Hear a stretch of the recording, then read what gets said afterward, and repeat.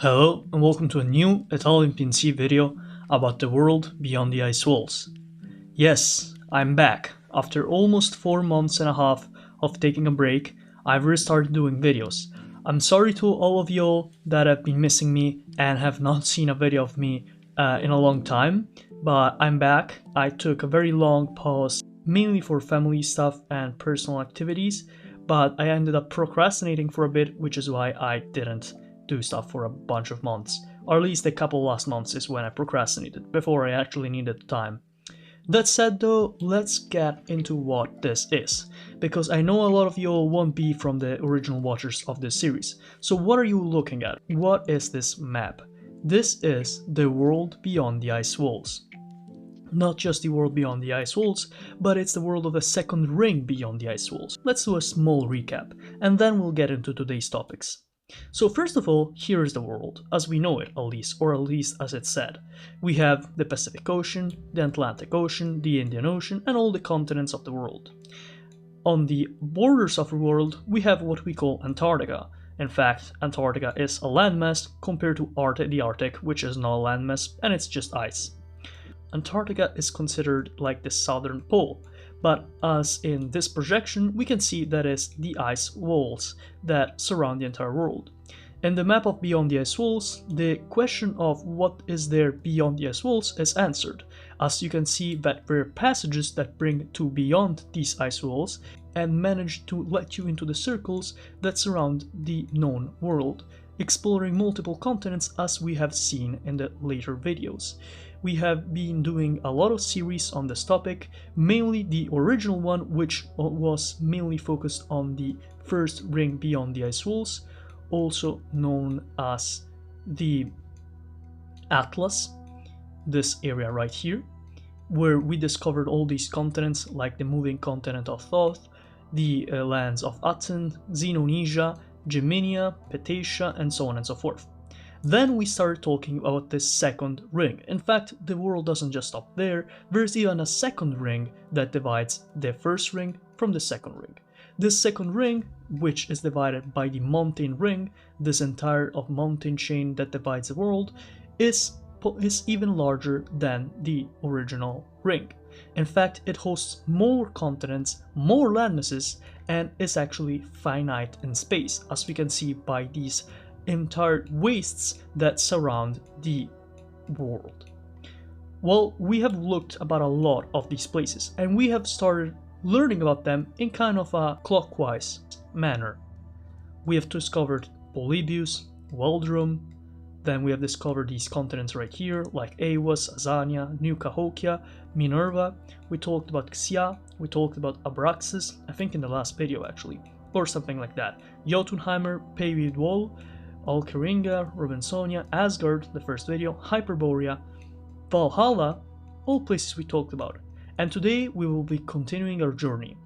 So now let's stop thinking about the interruption that happened and let's continue our mission on discovering these unknown lands. So for today I will be concentrating on this northern part. We will be discovering the continents and zones in this area. We will not be talking about the Skype caverns, as I don't have much lore about them yet. I've yet to research them deeply, and although I mentioned some things I know about them, I'm not confident with my informations apart from that. So let's get right into it. First of all, we'll be doing something very near to the Sky Caverns. We'll be talking about Sequoyah. So geographically wise, where is Sequoyah? Sequoyah is not only in the second ring, but it's actually in the top half of the second ring. It's basically one of the northernmost areas in the entirety of this entire map.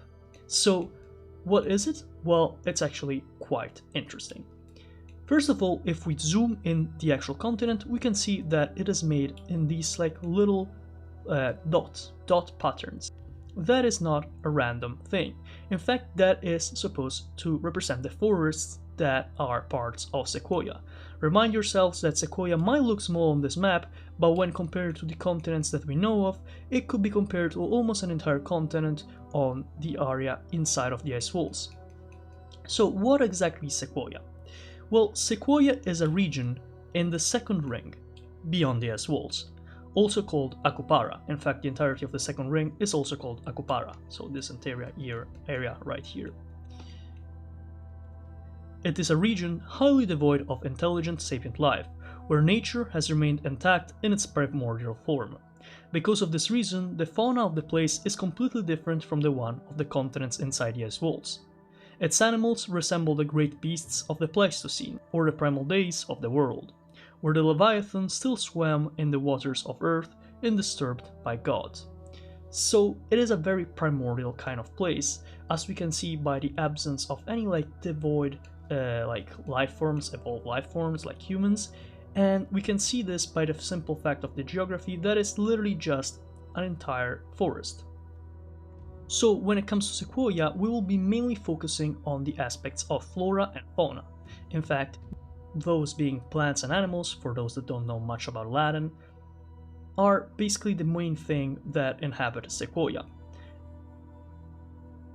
And these plants and animals, or flora and fauna, aren't really the ones you'd expect. In fact, we would expect that a large forest would host animals such as big apes, some sort of chimpanzee, some gorillas, some tigers, and while there's a truth to that, it's actually a bit more complicated. You see, there are some examples of the fauna and flora of Sequoyah that I can make and that I researched, and these are such. First of all, we have the giant sloths, akin to those whose skeletons can be still found in places like North America.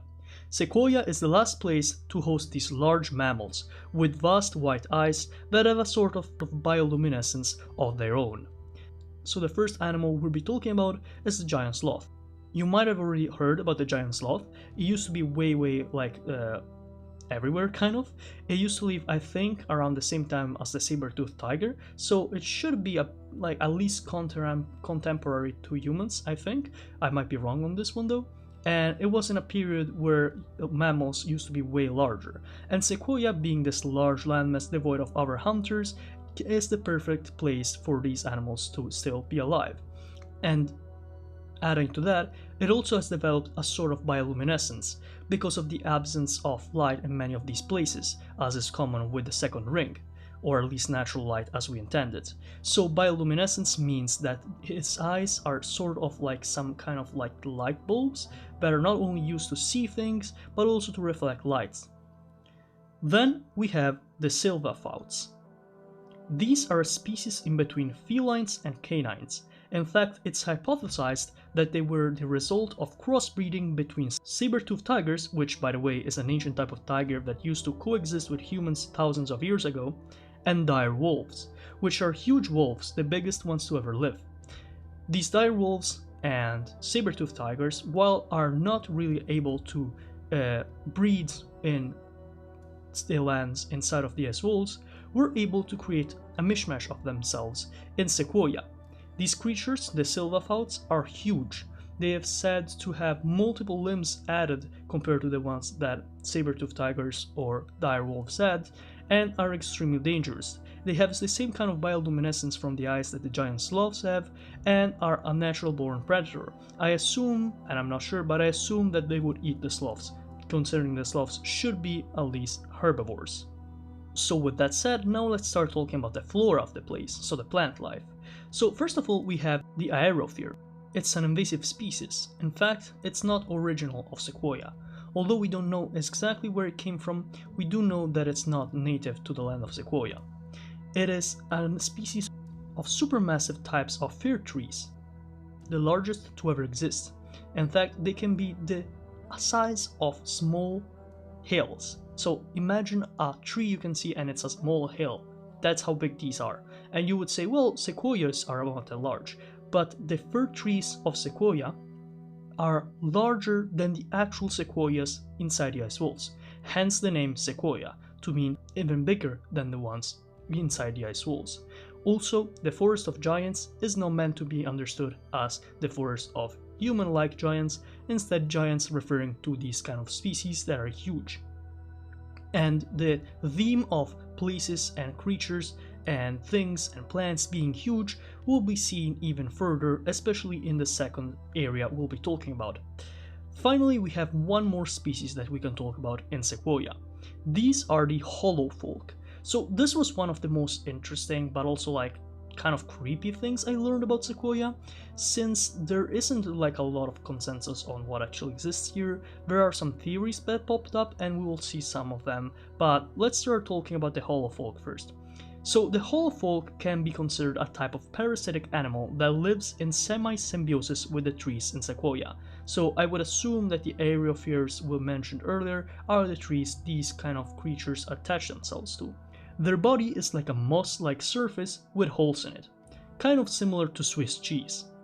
Despite not requiring natural sustenance, since they lack a digestive system, and not being rooted in their trees, they still hibernate on them for long periods of times. These creatures are very rare and very difficult to see, and the size of them kind of changes depending on the tree they rely on. So as I mentioned, there will be normal trees which will make these things look mainly like moss patches, and then there will be the literal aerophores, which will make these holofolk look huge. They will be looking like a whole tree of themselves, just made of this moss-like substance, but you know, like with holes in it, so it doesn't like look exactly like moss. But here is where the conspiracy theory part starts. Some attribute intelligence to these organisms, but the same argument can kind of be made about like plants and like trees and stuff. I've heard a lot of people saying that like plants and trees have some sort of like intelligence of their own, and that they communicate with each other, and they like have a language of their own. Have you ever like tried connecting a plant or like a tree, even like a mushroom, with like those sorts of like sound wave kind of things, and they can like make their own frequency and their own music? It's like crazy, okay? But like I think it's like the same kind of thing when it comes to the holofolk of Sequoyah. I don't think these are like literal, you know, intelligent beings. After all, they are like squished on trees. I don't think they do much with intelligence. But it's interesting that some people propose that this is like one intelligent species living on Sequoyah. I mean, I guess the animals can be somewhat intelligent, but we're like talking like human levels of intelligence, which to me sounds a bit crazy. But I've heard a lot of people like genuinely say that like moss is intelligent. I've literally listened to videos talking about how like mushrooms are basically the closest thing to humans than anything else in the natural world, which is like interesting, but also, is that real? Well, let me know, guys. If any of you support these kind of theories regarding like mushrooms and trees, and in this case the holofolk, well, let me know in the comments. But with that said, we're kind of done when it comes to Sequoyah. These were like the main things that I wanted to mention about. As you can see, the geography of this place isn't very large. It's only literally this coast. While it is large compared to the places inside of the ice walls, outside of the ice walls, this is not really impressive. In fact, I would say that the next place we'll be looking at is way more impressive. And it won't be a simple continent inside of the second ring beyond the ice walls. In fact, it will be the Titanic Forest. Yes, this huge thing, okay? Like, look at this, look at this. Remember what I said about the holes earlier? Well, look at this, okay? Look at that. That's huge. That is probably thousands of holes. And are those holes, are those trees? Well, let me tell you, because the reasoning behind what the Titanic Forest is absolutely crazy. So, first of all, let's answer that question. What exactly is the Titanic Forest? So, as you can see by the map, there are these places that kind of use themselves as borders for the world, and although it's not known where they end, we can kind of expect them to end at a certain point. And as we've mentioned the scorched wastes and seen that sometimes there are like inhabited places in them, like the City of a Thousand Pillars, Iram, and we've talked about Asgard, which of course, you know, the Walls of Asgard, Valhalla, Hyperborean Garmgard, very much inhabited places. We can see that sometimes these are places that can still be inhabited by intelligent creatures or even non-intelligent life. But what we mainly understand from this is that these places are insanely large. Well, they compare themselves to the regions of the world inside of the ice walls. And as you can see, there's literally more to learn about in the eastern half of this map. And this is no exception for the Titanic Forest. In fact, although I would say it's probably one of the smaller ones in terms of size in the map, I would still see this is like huge, because the Titanic Forest alone is like half of the land inside of the ice walls. So you'll see the Pacific Ocean and then you'll see the Titanic Forest, and there's a good chance that the Titanic Forest spreads for more land than the entirety of the Pacific Ocean. So, you know, that is insane by itself. But let's answer the second question now and answer what exactly are these like little dots you can see on the map. Well, those are not like put there for texture or anything and for aesthetic. No, those actually represent something. So you see every one of these dots. I'm gonna like go closer here in case you don't see them. Well, those are the stone pillars that resemble trees, roughly the size of mountains. So each of these stone pillars is the size of a mountain. And this entire like area, the Titanic Forest, was made in this way at the start of creation. It's the oldest type of plant-based biome in existence. And this Titanic Forest made me go on a rabbit hole that is all about this theory about plants and mountains being connected, more specifically tree stumps and mountains. So in case you don't know about this, and I'll be trying to explain this as best I can as far as I understand, there is this theory going around that explains that basically mountains as we see them, even inside of the ice walls, are not actually like just a rock. It's not just rock, and rock itself is not just meant to be rock. It's not meant to be some lifeless thing that it just exists like metal. In fact, rock, as in like dirt, earth, and that kind of stuff that makes mountains, is supposed to be basically the fossilized remains of larger trees that used to exist. The main like point of this theory is that tree stumps and mountains seen from above look very, very similar, especially in the cases of like some specific mountains. So there's people that believe that all mountains are basically tree stumps, and some people that believe that some specific mountains are tree stumps. And some famous mountains like these can be. But basically what we see in the Titanic Forest is that but times like 1,000, okay? So you can see that all these mountains literally are stone pillars that resemble trees. This is because all of these used to be actual trees the size of whole mountains, in some cases even bigger than any mountain on Earth, like more than the Everest, okay? And that is in like height. I'm not sure what the largest mountain in base is, honestly, but you can like let me know in the comments. And this entire area is filled with these pillars. And these pillars used to be plants, so they used to be alive, and they used to be alive at the start of creation.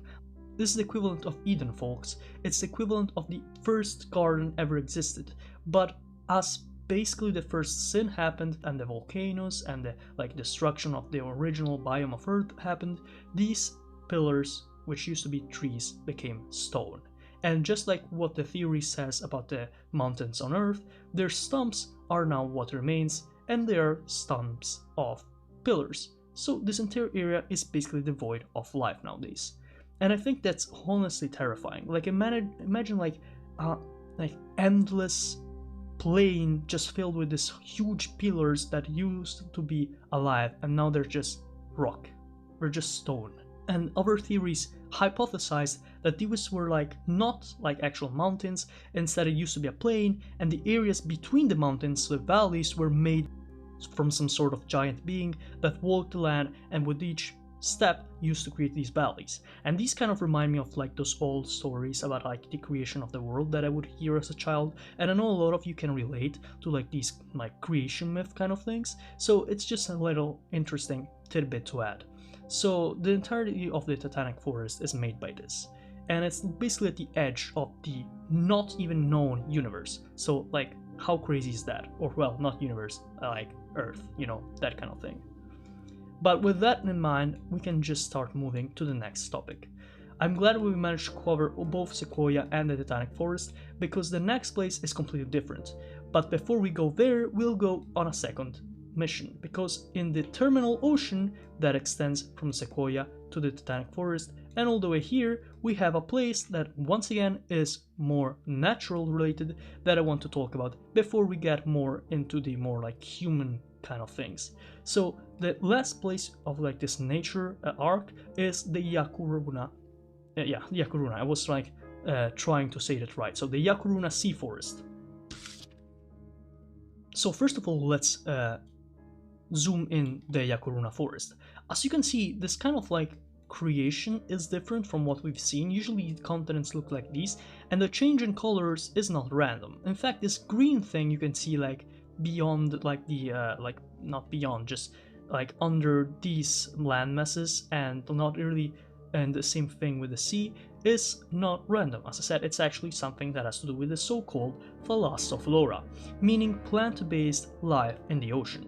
So as many of you might already know, plants don't really like grow in the ocean, and the only exception being algae. And the problem with algae is that they're not really accepted like univocally as plants. Many controversially think that they're like a separate being that is considered a protist, and this protist is, although plant-like, it is not a plant of itself. That means that basically inside of the ice walls, in the oceans and seas of our world, there is basically no real plant that grows inside of the water and just exists inside of the water doing the like photosynthesis, okay?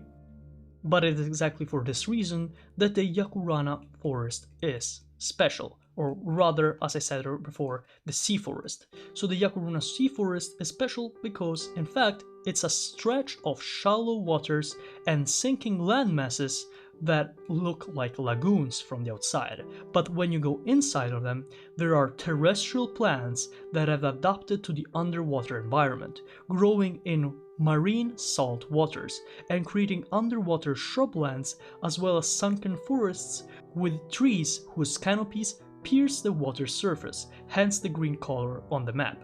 As you can see, this is already very interesting, but there's more than I can add, and this is like my own theory more than like actual information that I found. And this is that honestly, if plants manage to adapt underwater, there's a good chance that the water is breathable because of the oxygen being released.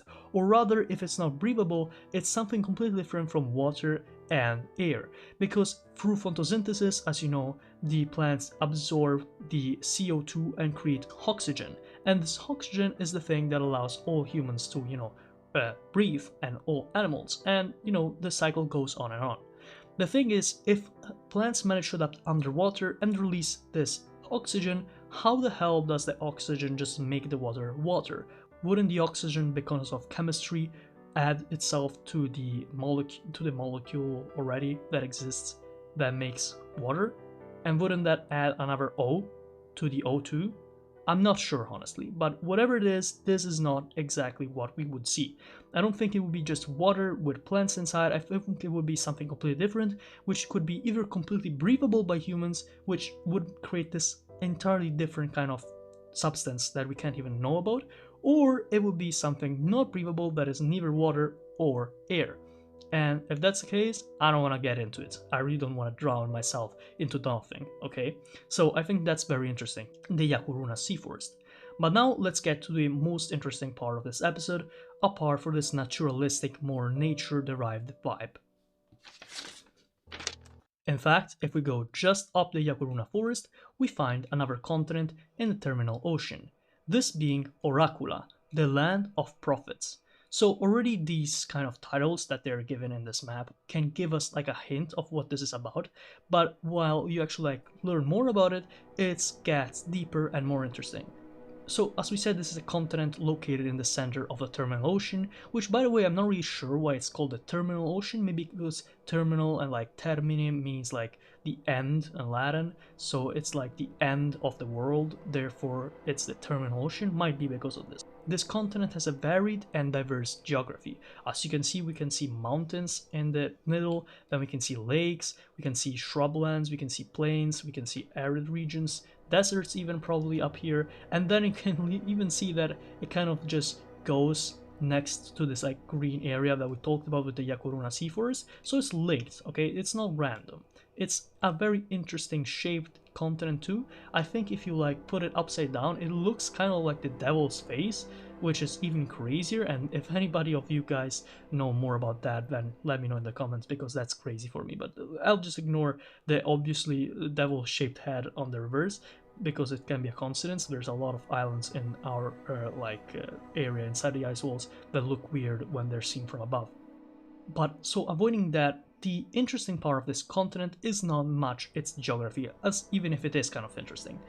What unites this landmass is not its physical properties, instead it's the psychic powers that are awakened once one steps foot on the continent of Oracula. So, for some unknown reason, possibly related to the higher dimensions of the self, Oracula has a bizarre psychic effect on those that arrive to its shores. All conscious minds present on the landmass frequently experience visions of the future, as if they were turned into oracles. There is no stable population on the island, but many have seen traces of it during psychedelic trips or prophetic premonitions. That by itself is like a lot. The fact that this landmass is not just some place that has geographical effects, that some life form on it has something to do, but no. It's the landmass itself, its geography, its location that kind of possesses people in some sort of like divinating power that manages to predict the future, or at least makes prophecies of the future. And the thing is that people have seen these kind of landmasses in prophecies. For example, the famous astrologist, usually known for his prophecies, Nostradamus, also known as Michael de Nostradamus, is thought to have gone missing after his stay in France in the 1550s, since there is little to no sources that can rely his position in between the 1550s and the 1566, his date of death. So you already probably know about Nostradamus. In case you don't know, it was this guy in France that used to basically create these like little poems with usually like 4 lines, and these poems, when interpreted during history, would like bring to the conclusions of like important historical events, or would like reveal information that was unknown, and like prophesize about things and like predict future events, sometimes more specific, sometimes less specific, usually less specific, which is why a lot of people don't really believe in Nostradamus' like theories, but there's plenty of people that do believe him, and historically there have been like references to him in like right after historical events. I think the Second World War was mentioned. I think the Spanish War of Succession, maybe, is that the case? There was like a Spanish war somewhere there. But anyways, yeah, Nostradamus is very well known, and basically he went away. Like there are not really many sources. Like we know he was. It's like some people say that he was in Turin for a certain people of his life, which is a city in Italy, but there is no real proof that like he went in Turin. There are some like parts of it which might allude to it, and we don't really know how much his stay there would have been. So there is like this large period of his life where he was producing these prophecies, and we don't really know where he was. So what if he went missing because he traveled all the way to Oracula? So before you say that's crazy, let's take about the facts for a second. It is known that in those times, at the start of the Age of Exploration, which is around the like end of the 1400s, start of the 1500s, all the way into the 1600s, it was kind of not uncommon for wealthy Europeans to attempt a voyage into the unknown, and many through this arrived to the New World. So what if through an extreme water current? So let's just see it like physically, okay? So this is the second ring. Let's go all the way back to what possibly could be France or Italy, okay? So what if an extreme water current? You might have went like here, right? Instead, no, it doesn't go into the New World. It goes all the way through the Arctic, probably in the summer, or maybe it just goes all the way around Africa and it enters the first ring. And we know water currents are extremely strong in these areas, especially the ones not right here, because of course all the Xenonesia islands could have probably made it very difficult for them to actually not land on these. But there was one area here which you can like travel into and then end up in the second ring. Well, it's kind of like this area here, the Niflheim. So let's say he went into the Leviathan's Gate after passing after Africa, and these extreme water currents that circumnavigate all these islands here managed to bring him all the way here. Then the islands would like basically the boats would basically make him island hop all the way into these lands, which may have made him mad with all these prosaic visions, and finally he would arrive after a long voyage into Oracula. Also remember that these oceans don't really work as like in ice wall oceans. They have extreme currents which would work as like 1,000 motors. So arriving from like here to here is not insane in terms of time than it is more like here from here, for an example, okay? As far as I understand, at least as the map kind of presents itself. So let's say he arrived to Oracula, And let's say that after arriving to Oracula, he basically arrived all the way into the second ring beyond these walls and augmented his oracle position, his prophetic abilities. And arriving on Oracula, as I said, the conscious minds managed to augment their psychic effects and their basically power to see in the future, and then somehow went all the way back to France or Italy, where he died. Or maybe he didn't even manage to get there. Somewhere he managed to get the information back home and he died somewhere else. We don't know. We don't have the idea of that. But if that's the case, then it would explain a case of this Oracula continent doing kind of its magic, doing its properties on a very known historical figure. At least this is kind of like where I went to when I saw this continent. But let me know if you have any more theories about this. I also wanted to go in the more like religious kind of version of this, but I wasn't sure honestly if it was the case to do that, especially because prophets in the more religious sense always have been a bit more revered, and I don't want to name them wrongly or something like that by talking about them in the context of Oracula, which seems to be more about like the psychic effects on the mind more than it is to religious properties, as we've seen instead with other places beyond the second ring. Finally, we get to the last place of today, and that is Asclepia, the living hospital. So unfortunately, I couldn't find much information on Asclepia, though I have found something, which is more mainly because of my previous knowledge. I assume it has to do with Asclepius. Asclepius is the ancient Greek god of medicine, which is the son of Arsinoe and Apollo, which is another god of curing and inflicting diseases.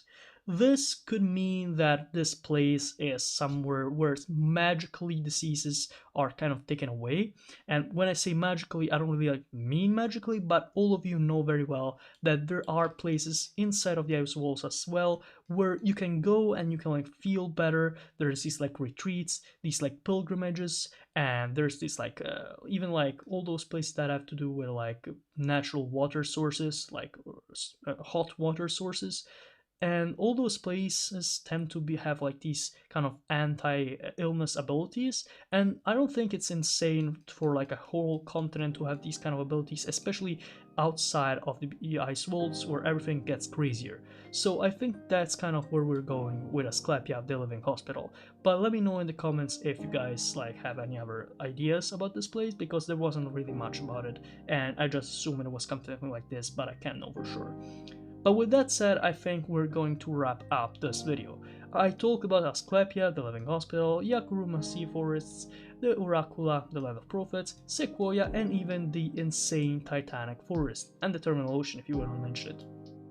And I think I did a pretty good job at talking about them, and I want to hear your theories, your like ideas on these places, because we have so many more places to see in the next videos, and depending on just honestly the interaction you guys give me, and let me know if you like this series enough to let me continue it, because I know I've taken a long break from it, so it's fair enough if people are not interested anymore and I can bring new content to the channel. But if you guys want to know more about the series and want me to continue covering the entirety of the second ring beyond the ice walls map, then let me know in the comments and I'll do my best to continue it. So once again, sorry for this like big break I took from like video making, and just sorry for letting you put out informations for a while and these insane and interesting maps.